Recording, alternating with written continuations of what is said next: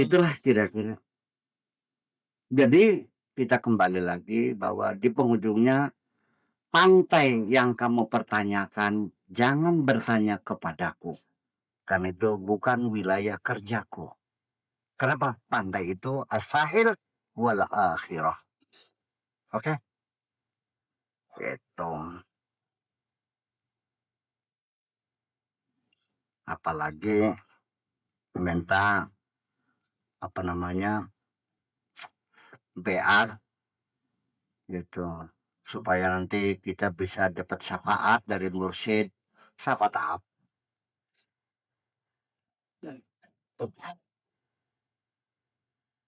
Ya ini kan sudah pernah saya ceritakan ya. Si santri ini khidmat sama kiainya, mejetin kiai sampai tertidur baru dia pulang. Seharian nungguin ruang tamu, ya kan? Untuk ngucurin tehnya, untuk membersihkan ruangannya. Iya kan? Masak buat kiai.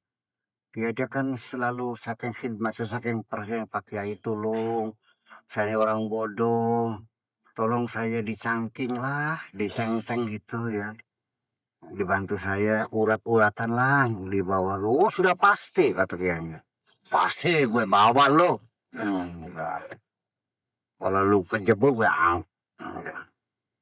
Itu saking yakinnya nanti bisa mengangkat santrinya selamat dari api neraka bisa dibawa masuk surga. Ternyata setelah mati santrinya yang masuk surga, kiainya masuk neraka. Jadi santrinya berkata, Pak Kiai, kok masuk? Padahal bisa juga nggak tahu kata gitu. Itu sama begitu. Akhirnya minta penjelasan dari sang malaikat gitu. Kata mereka, kenapa kamu masuk neraka? Padahal kamu kiai. Dan kamu kenapa? Hanya seorang khadamnya kiai kok bisa surga. Malaikat mengatakan, karena santrimu itu, dia mijitin kamu, masak buat kamu, melayani tamu-tamu kamu, dia jujur dan ikhlas. Dan selama di dunia ternyata kamu sebagai kiai, kamu hanya ngibulin santri-santrimu saja kok.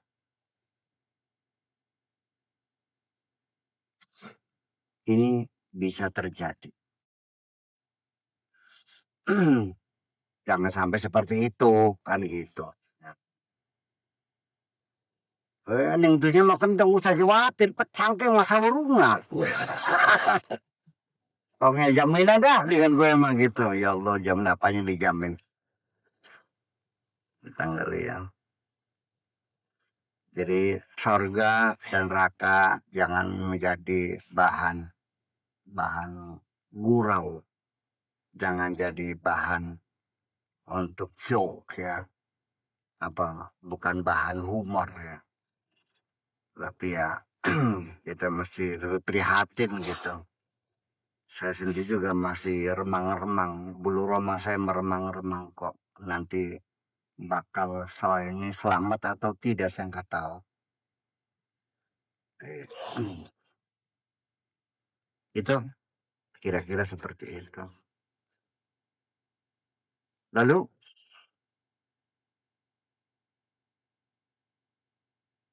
ya musirrina alal ma'asi, wahai orang-orang yang ngotot, ya, yang doyan bermaksiat.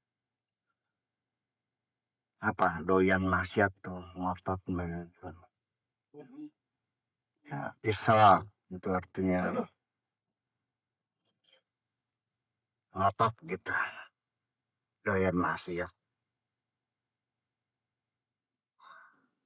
An qaribin ya'tikumul amdu wassamamu, tunggu saatnya akan datang kematian kepadamu. Kematian pasti akan datang. Tunggu saatnya. Di situ nanti kamu akan buta, akan tuli. Wal zaman wal fakar. Ya, penderitaan, kemiskinan. Wa qasawatu qulubil khalqi alaikum, dan akan temui nanti kekerasan hati orang lain kepada kamu. Semua orang akan tega kepada kamu. Kamu akan dikejami oleh orang lain saatnya.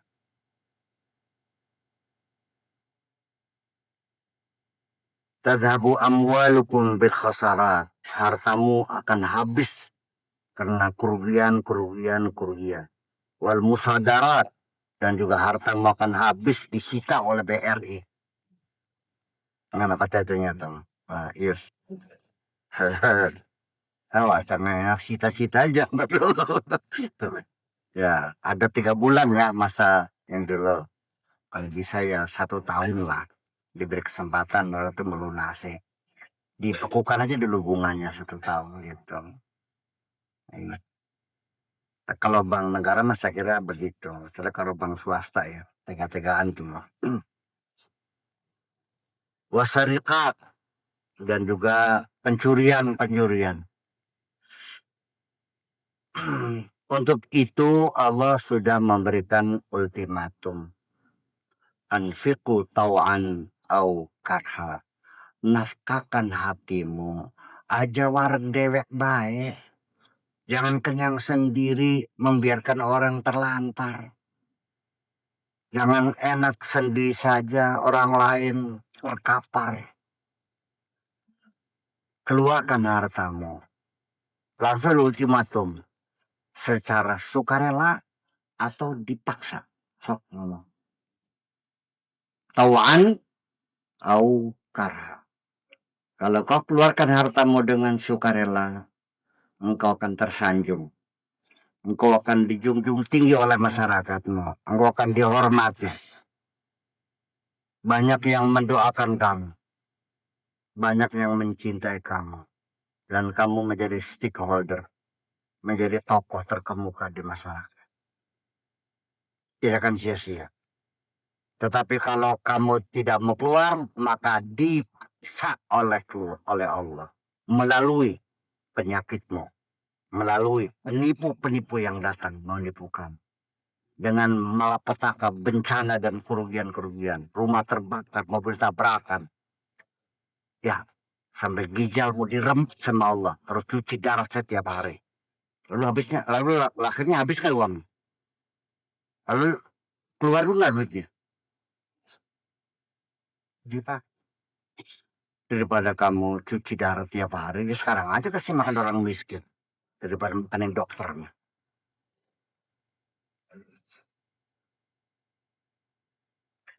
Saya bicara bukan katanya. Mari kita buktikan.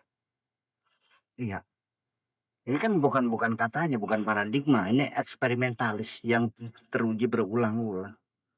Sok aja lihat orang dermawan, hidupnya sehat, bahagia, tidurnya nyenyak, makannya lahap, temennya banyak. Iya, oleh orang dihormati. Sampai kadang-kadang salamannya capek, salaman kabeh. Iya. Iya. Semua orang menyapa. Pada kemana Pak Haji? Mangga tampil halang. Wakam menit, Assalamualaikum. Iya, berkian sampai menit udah. Itulah. Tunggu saatnya. Bangkrut kamu ini semua.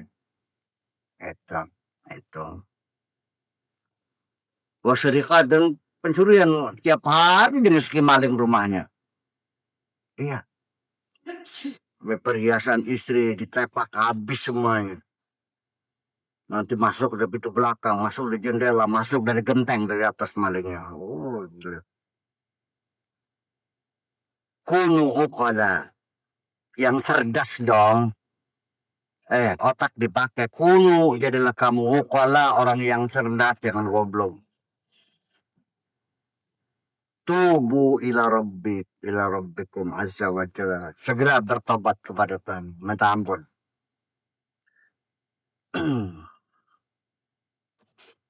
Yang selama ini kamu tidak pernah merasa bahwa medit itu dosa. Makanya saya tidak pernah mendengar orang bertobat dari meditnya. Dianggapnya medit itu legal pikirannya. Percaya nggak? Karena di fikihnya tidak ada babul bukhli, nggak ada. Adanya babu sarikoh ada, babu zina ada, ya kan gitu. Babu riba ada. Kalau babul bukhli, karena oleh fikih dilegalkan, dibenarkan medit. Betul ini. Ada nggak di kitab fikih babul bukhli, bab medit? Kenapa nggak dibahas? Jangan-jangan fukohanya medit-medit semua. Jangan-jangan guyon kan makin gitu. Jadi kan nggak mungkin orang medit apa namanya berbicara medit kan. Ya malu diri dong. Punten, ini guyon loh. Ya ada fuqaha yang terkenal dermawan banyak ya. Kejujurannya yang tidak terbantahkan karena yang cerita banyak. Tadi mah bergurau tadi tuh. Ya yang besar-besar Ibnu Hambal, Imam siapa namanya? Abu Hanifah, dia pelaku bisnis ya. Dia orang kaya, saudagar kaya, yang jujur, yang dermawan. Iya dong. Tadi mah bergurau tadi itu jangan masuk di pikiran. Iya. Dan kejujuran Abu Hanifah ya mungkin sampai sekarang mungkin sulit terjadi. Yang jujurnya kayak Abu Hanifah. Suatu hari Abu Hanifah itu ada orang membawa barang dijual. Berapa? 10 dirham. 10 dinar. Kata Abu Hanifah, nggak mungkin. Enggak kok ini harganya. Nggak mungkin ini harganya 10 dinar. Betul, demi Allah saya belinya juga segini-segini. Iya, tapi saya nggak percaya. Akhirnya kata Bu Hanifah, cobalah lihat ke warung ke toko sana nanya. Ini berapa harganya? Warung sana, dia pergi, ditunggu pulang lagi. Apa katanya? Kata warung sana, ini harganya 20 dinar. Nah itu harga yang sebenarnya. Nih saya bayar 20 dinar.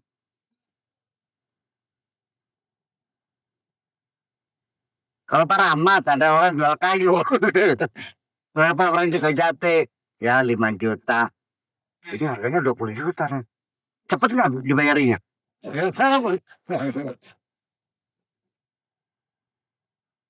Jadi kejujuran Abu Hanifah bukan hanya membatasi keuntungan pribadinya, tapi juga dia tidak ingin orang lain mendapat kerugian.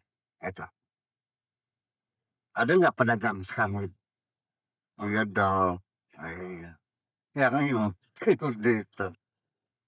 Ya, jadi tadi mah gurau saya tuh. Jangan-jangan fukuhannya medit gitu enggak. Ya jangan masuk di hati lah gitu. Nanti di nanti YouTube-nya kelihatan lagi bantahan.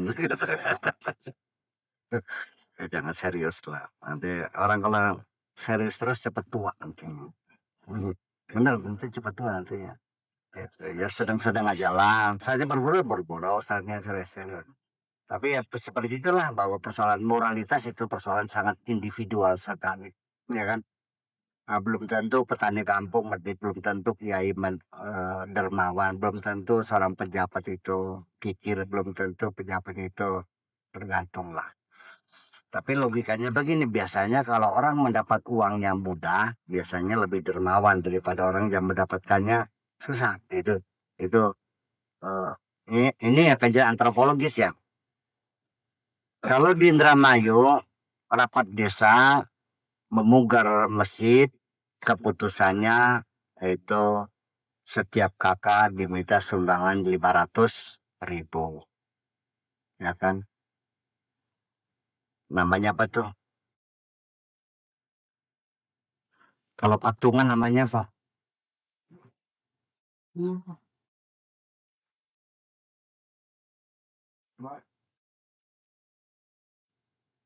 Turunan, iuran. swadaya masyarakat ribet mana. Begitu berita Pak Haji nanya, gimana putusan rapatnya? Anu katanya per kakak 500.000. Aduh, sekintal. Yang terbayang di Indramayu mah petani namanya 500.000 itu 100 kilogram gabah. Sambil melotot.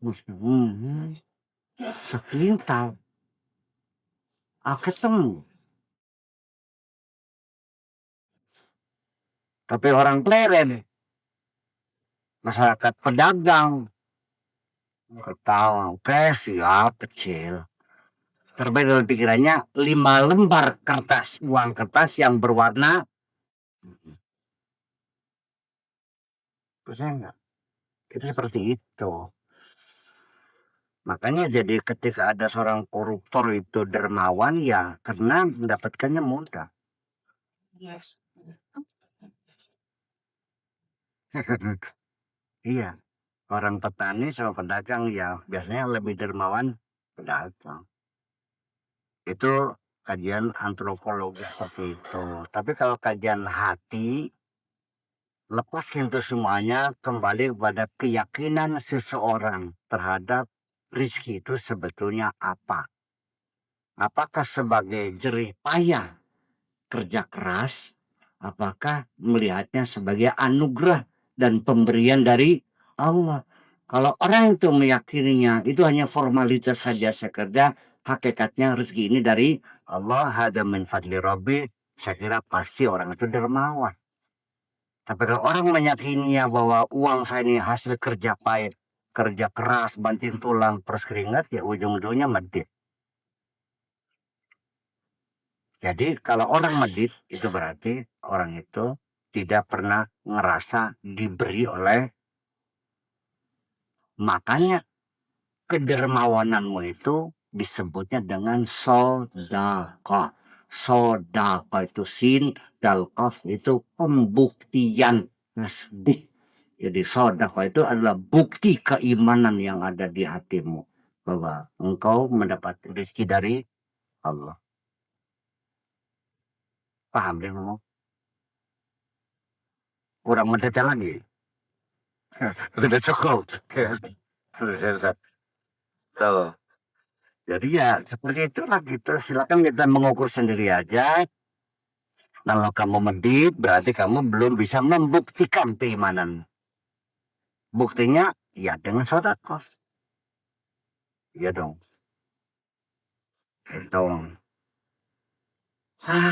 Lanjut dah. Sorry aja nih. La tusyriku bi amwalikum.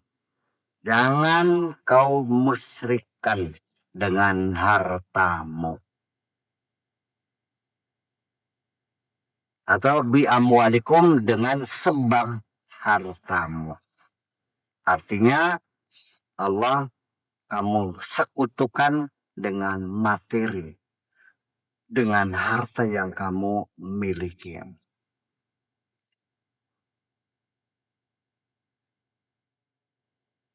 Watattakilu alaiha dan kamu bergantung dengan harta itu. Alaihim ya.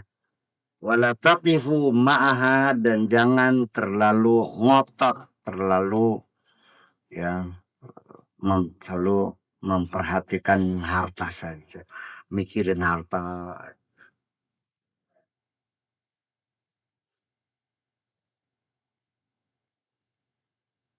Ya kalau menyembah berhala mah kelihatan musyriknya ya. Berhalanya kelihatan. Tetapi ketika berhalanya itu berupa materi harta. Selama ini kamu tidak sadar bahwa Tuhanmu bukan hanya Allah. Tapi juga hartamu telah menjadi Tuhanmu. Kamu yakin bisa melakukan sesuatu. Bukan karena kamu yakin punya Tuhan. Tapi kamu yakin melakukan sesuatu karena kamu yakin punya harta. keberanianmu bukan karena keimananmu, tapi karena hartamu. Dan dengan hartamu engkau menghinakan orang fakir miskin itu. Dengan hartamu engkau bisa menyelamatkan, bisa ngasih makan orang banyak. Baka beli batu dunia kita mau tersimpengan silakan.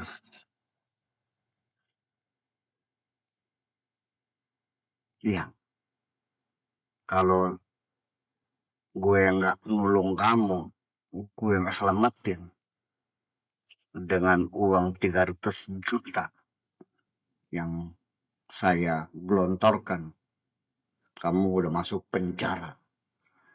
Ya kan begitu? Ya. Sekarang ternyata kamu kurang ajar, unyuk kamu. Kecewa kan? Dia merasa hartanya bisa menyelamatkan orang. Kalau Anda masih meyakini selain Allah ada yang bisa menyelamatkan, yaitu hartamu, jadi ada berapa Tuhanmu? Cerdas mana besiran? Iya. Jadi nanti bukan harta aja, ilmu juga sama, bisa menjadi kemusyrikan juga. Ada nggak seorang kiai yang mengatakan kepada santrinya, kalau bukan aku yang ngajarin kamu ngaji, nggak bakal jadi begini kamu nih. Jadi siapa yang menjadi guru manusia? Apakah Allah adalah apa yang juga? Ada berapa yang mengasih ilmu sama kamu itu? Wa'alamal insana ma lam ya'lam. Allah yang berilmu. Saya nggak tahu kalau dia itu merasa telah membagikan ilmunya dan bisa memberikan hidayah kepada santrinya. Saya yakin yang bisa memberikan hidayah hanya Allah. Tapi saya tidak akan menyalahkan kalau ada kiai yang menganggap karena ya usahaku mendidik kamu bertahun-tahun, kamu bisa menjadi orang baik adalah hasil karya, hasil didikanku. Terserah itu mah. Ya kalau mau salah tinggal segera bertobat aja kok. Jangan nyalain saya dong. Kalau kamu salah, segera bertobat. Kalau kamu ngerasanya tidak salah, ya udah selesai kita. Itu aja. Saya tidak menyalahkan orang. Ini mas saya lagi ngoreksi diri saya sendiri, paham nggak? Ya udah. Akhrijuha min qulubikum. Keluarkan semua dari hatimu. Keluarkan semua. Ngapain disimpan dalam hatimu itu? Hartamu, kekuasaanmu, buang semuanya itu. Kosongkan hatimu. Keluarkan, bersihkan. Disapu, dipel ya. Ya.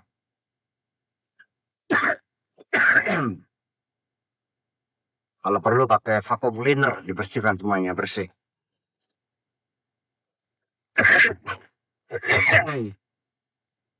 Ya, jangan ditaruh di dalam hatimu. Uangmu, sawahmu, rumahmu, istrimu, anakmu, jangan ditaruh di dalam hatimu. Waj'aluha fi buyutikum, disimpanlah di rumah kamu, jangan di hatimu.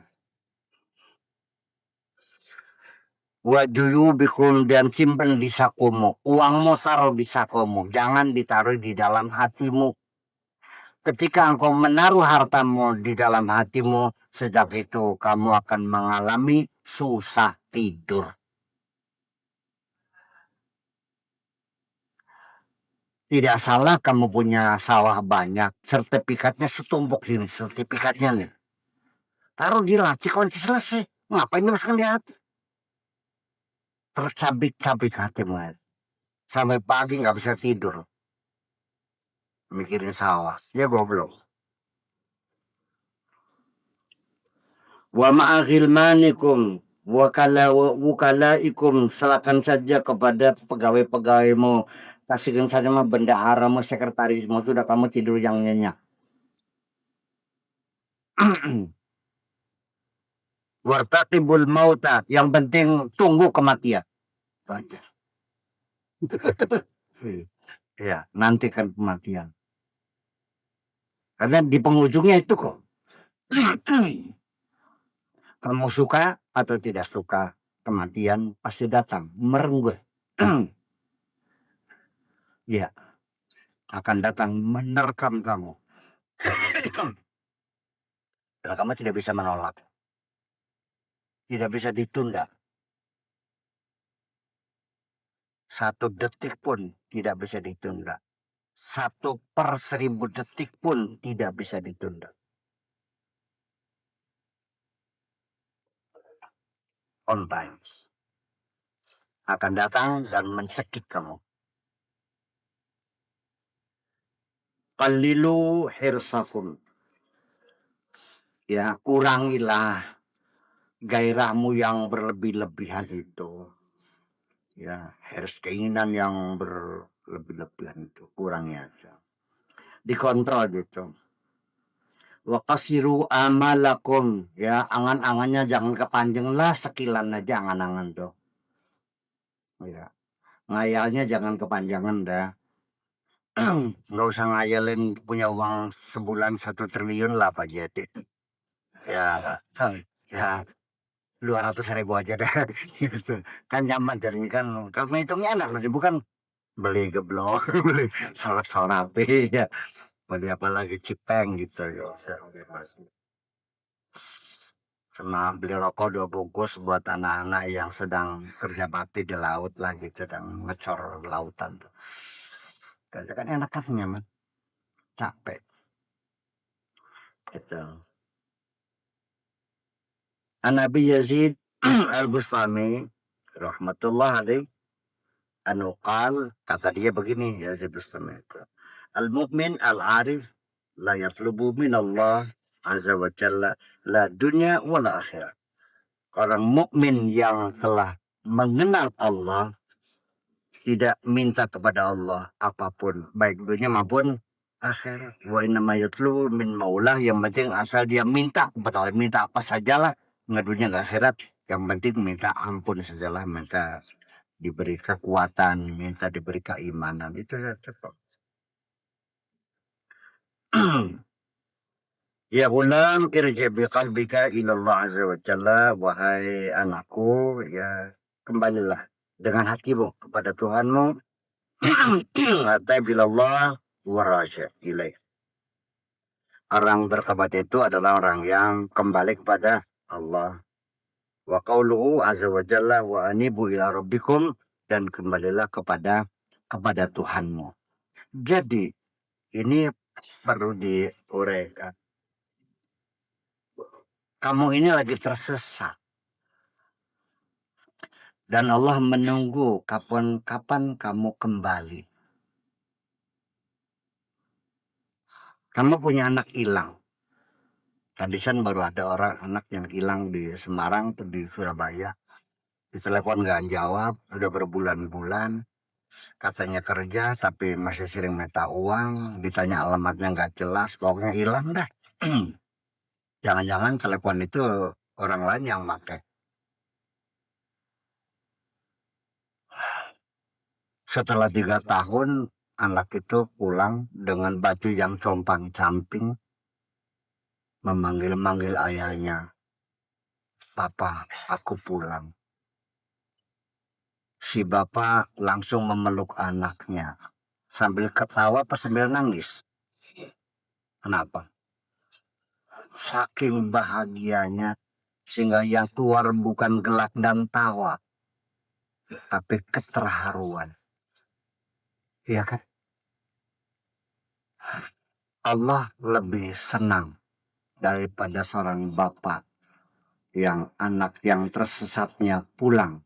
Allah lebih senang apabila ada seorang hambanya yang tersesat dengan dosa-dosa dan dia datang kembali kepada Allah. Allah menunggumu kapan kamu pulang. Oke.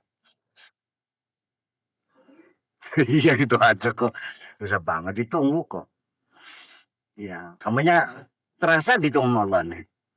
Kapan pulangnya Pak Rahmat gitu. Iya, bertobat itu bukan mati, bukan bertobatnya mati. Iya, ya gitu salah.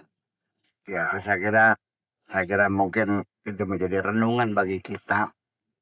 Jadi pada akhirnya semua apa yang kita katakan ini di ujungnya tidak menjanjikan kekayaan, tidak menjanjikan jabatan, hanya menjanjikan yuk kita bangun kebahagiaan yang sejati.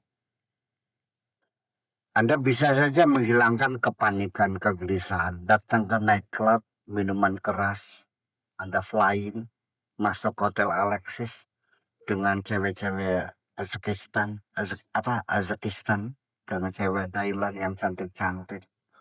Nggak mahal kok. Satu kali eksekusi itu 2,5 juta kok. Anda flying. Tapi setelah kimia itu selesai bereaksi dengan darahmu dan kamu tersadar kembali, semakin mumet kepala kamu. Dan itu bukan penyelesaian. Akan membuat kondisimu semakin parah. Kedamaian sejati adalah ketika engkau bisa membangun kedamaian di hatimu seperti yang diceritakan ini. Iya kan? Hiduplah yang baik. Ya, kebersamaan. Orang dermawan. Sesungguhnya yang kamu cari apa sih? Bayangkan. Istri setia, anak lucu-lucu, badan sehat, rezeki lancar, makan lahap, tidur lelap. Mau seperti apa lagi? Dan di penghujungnya selesai kontrak akan datang jemputan. Akan datang. Jemputnya pakai limosin loh. Nggak pakai dokar, pakai limosin. Ya, S600 ya, yang 3 pintu tuh. Langsung belak dibuka. Iya. Ya ayatun nasr, wahai jiwa yang damai. Jiwa yang damai. Irjai, ya kembali. Kemana? Kepada Tuhanmu. Rodiatan artinya kamunya bahagia, Allah juga senang kok. Wadkhuli fi ibadi.